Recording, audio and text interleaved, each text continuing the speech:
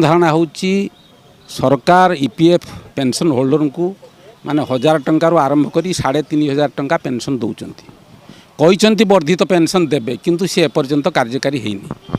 तेणु आमे दाबी करुचु जे बंचापी वर्तमान परिस्थिति रे मिनिमम सबू तो खटीचु प्राइवेट हो पब्लिक सेक्टर हो आम तो खटीचु बंचापी मिनिमम 30,000 टंका दरकार। तेणु मिनिमम 9,000 टंका पेंशन दि जाऊ। आउ गोटे दाबी करुचु जे वृद्ध अवस्था आमर गच्छित संपत्ति नाही विभिन्न प्रकार दुरारोग्य व्याधि आक्रमण करुच्ची। तेणु से माने आयुष्मान भारत योजना जो केन्द्र में अच्छी से आमको अंतर्भुक्त करा जाऊ नहले एठी जो राज्यर अच्छी विजु कल्याण स्वास्थ्य कल्याण योजना से आमको अंतर्भुक्त कराऊँच। यही मात्र आमर दाबी आउ आमको गोटे मर्यादार सहित बंचापी गोटे मानविक आम एत दुख कष्ट भितर अच्छु आमको गोटे मानविक मनोभाव नहीं कि सबू सरकार आमर न्याज्य दाबी की पूर्ण करते। यही कथा दीर्घ दिन धरिकी आंदोलन चलवा भितर देकी कौन सरकार एपर्यंत शुणुना।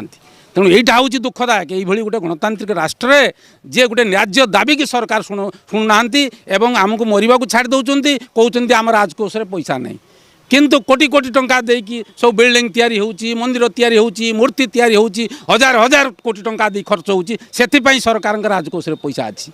वृद्ध लोक देश 30 वर्ष 40 वर्ष खटीचंती तांको पई पैसा नहीं। तेणु या विरुद्ध रे आमर न्याज्य दाबी हासिल करने ये आंदोलन होउची। एठी आज धारणा चली आउरी पुणी जिला स्तरीय विक्षोभ हम ऑल ओडिशा लेवल रे ईपीएफ ऑफिस आगे स्टेट ऑफिस आगे हजार हजार संख्यार लोक या पर विक्षोभ कर प्रोग्राम लिहाई। ऑल इंडिया लेवल रे लक्ष लक्ष पण आम संख्या 6 कोटी सारा भारत वर्ष रे आमे कोटी कोटी लोक ना कोटिए लोक दिल्ली में विक्षोभ करूँ। यही उद्देश्य रे आज ये आंदोलन गोटे अंश हिसाब से आम भारत वर्ष गांधी नेतृत्व में आसी। तेणु आम शांति उपाय अहिंसा उपाय आमर दाबी सत्याग्रह करके सरकार को जनाऊँ। आम जिले जी अच्छा मुख्य जिलापाल ऑफिस आगे बसिकी यही प्रतिवाद एवं आम दाबी आगे उपस्थापन करूँ।